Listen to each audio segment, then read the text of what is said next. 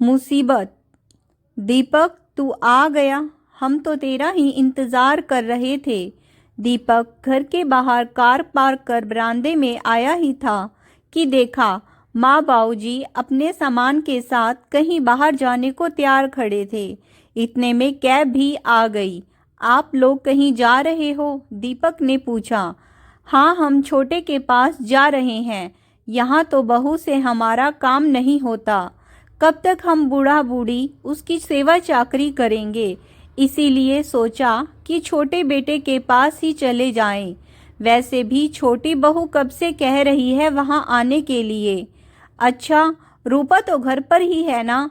नहीं नहीं, उसके ससुराल वाले कब से फ़ोन कर रहे हैं, तो वह भी अपने ससुराल के लिए अभी थोड़ी देर पहले ही निकली है। दीपक एकटक अपने माता पिता को देखते ही रह गया, कुछ बोला नहीं। माँ बाबूजी ने शायद पहले से ही कैब बुला ली, इसीलिए दोनों ने अपना सामान उठाया और कैब में रख रवाना हो गए।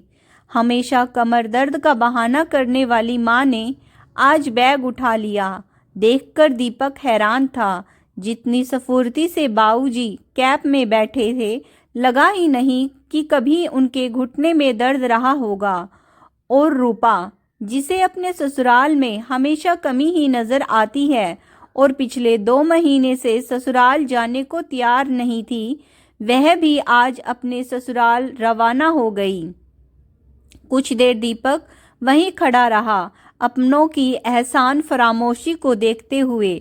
थोड़ी देर वहां खड़ा रहने के बाद अंदर गया तो देखा पूरा घर अस्त व्यस्त था। सब तरफ सामान फैला पड़ा था। 3 साल का मोनू शायद सुबह से नहाया नहीं था, पूरा गंदा हो रखा था।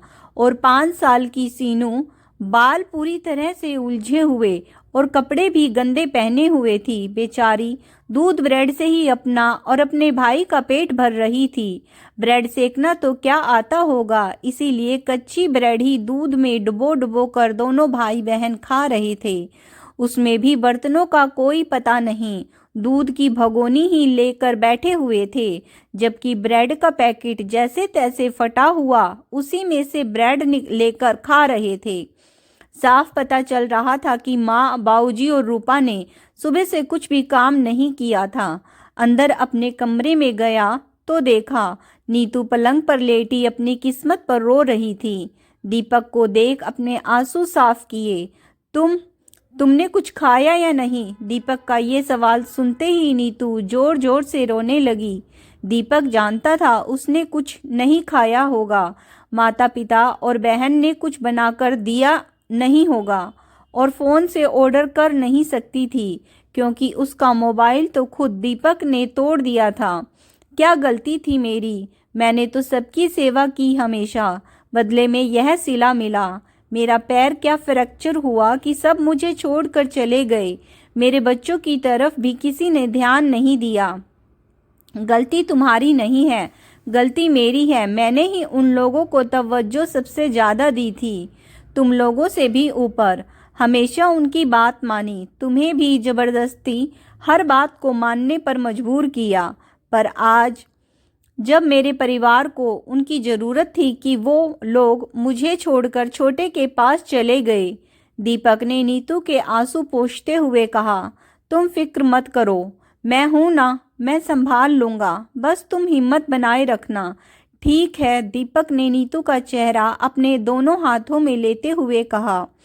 ठीक है, नीतू ने भी जैसे तैसे हिम्मत करते हुए कहा। मैं अभी बाहर से कुछ ऑर्डर कर देता हूँ खाने के लिए। जब तक खाना आता है तब तक मैं बच्चों को थोड़ा तैयार कर देता हूँ। उसने फ़ोन पर खाना ऑर्डर किया और बच्चों को बुला उनके हाथ पैर धुलाकर ढंग के कपड़े पहनाए। पापा के हाथों तैयार होते हुए दोनों बहुत खुश थे। अपनी मम्मी को बार बार दिखाने के लिए आ रहे थे कि देखो पापा हमें तैयार कर रहे हैं।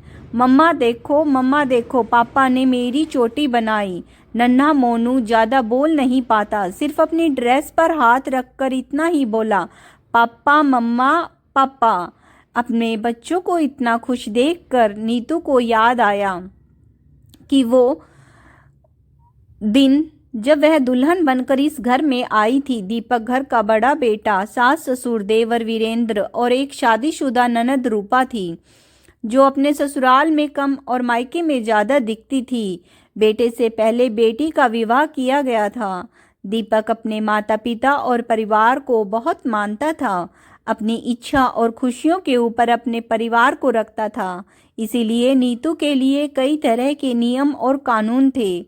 ननद जहाँ हर 10 दिन बाद अपने मायके आकर बैठ जाती थी और महीनों वहाँ से उठकर नहीं जाती थी, वहीं नीतू के लिए उसके मायके जाना ना के बराबर ही था। सुबह जाओ और शाम को आ जाओ। घर का सारा काम नीतू को अकेले ही करना पड़ता था। नीतू का पूरा दिन घर में काम करते हुए ही बीत जाता। दीपक और नीतू अगर कहीं घूमने जाते तो पहले रूपा और सास ससुर जाने को तैयार होते, और अगर नहीं गए तो पहले सबका खाना तैयार करके जाना पड़ता। शादी से पहले नीतू जॉब भी करती थी, पर शादी के बाद उसे जॉब छोड़ना पड़ा। दीपक के अनुसार माता पिता की सेवा करना उनका फर्ज था। सुबह से शाम मशीन बनी नीतू अकेले काम करती और बाकी सब फरमाइश करते रहते थे। एक दो बार नौकर रखने के लिए कहा तो दीपक ने मना कर दिया, क्योंकि सास ससुर को नौकर चाकर का काम पसंद नहीं आता था। इसीलिए नौकर भी नहीं रखने देते।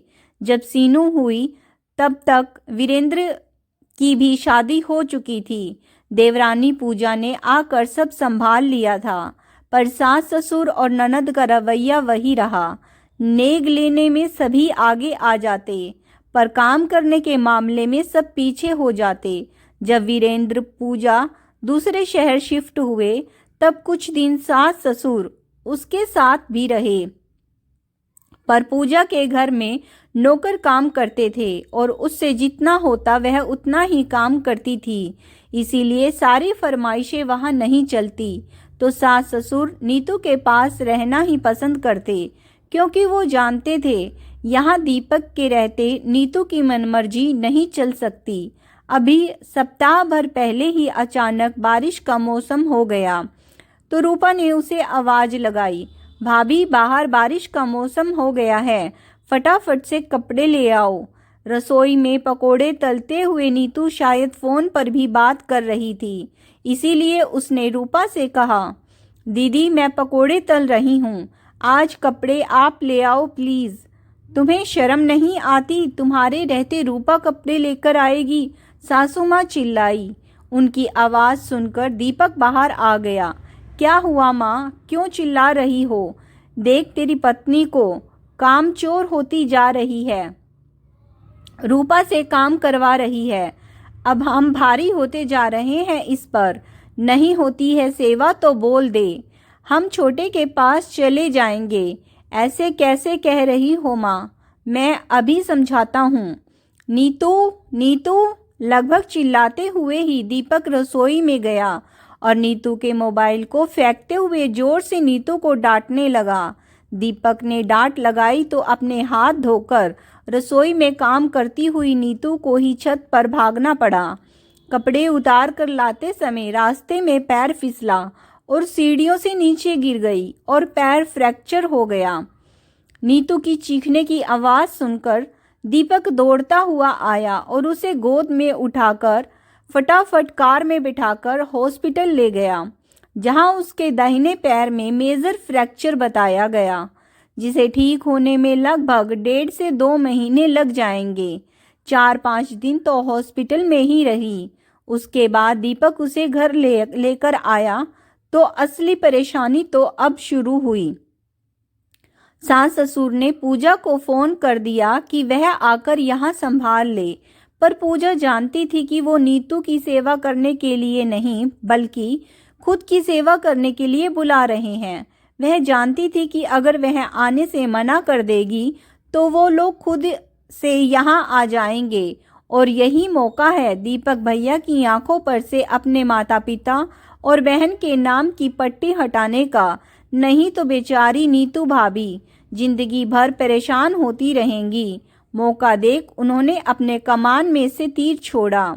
बाबूजी मेरा तो आना नहीं हो पाएगा, शाम को तो माँ और रूपा ने जैसे तैसे खाना बना दिया, लेकिन दूसरे दिन दीपक ऑफिस में कुछ दिन की छुट्टी के लिए कहने गया।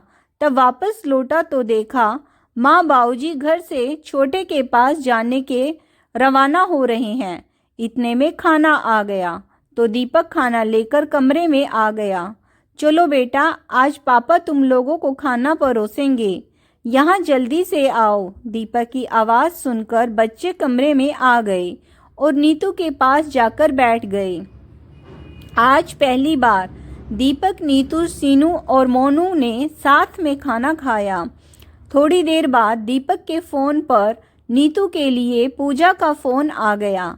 माफ़ करना भाभी, मैं नहीं आ पा रही हूँ, लेकिन अब कम से कम भैया की आंखों पर अपने परिवार के नाम की जो पट्टी बंधी थी वह हट गई होगी।